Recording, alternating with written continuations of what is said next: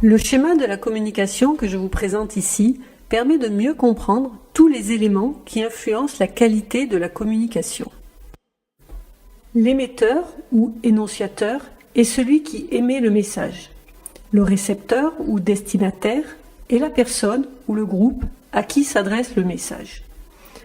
Le message représente le sujet de la communication et il est transmis par l'intermédiaire d'un canal qui peut être auditif ou visuel.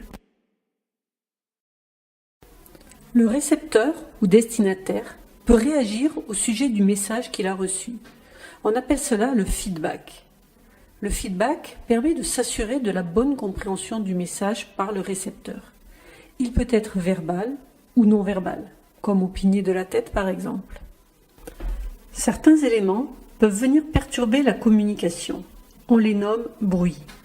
Le bruit peut venir de l'environnement, mais aussi de l'absence de contact entre l'émetteur et le récepteur, du message qui n'est pas émis clairement, du récepteur qui ne comprend pas le message.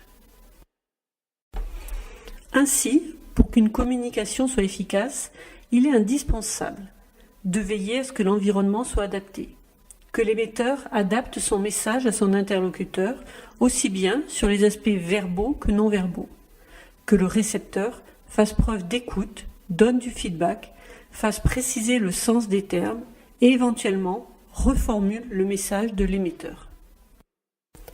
Alors, vous aussi, prenez soin de vos communications pour atteindre vos objectifs et faire passer vos messages avec succès.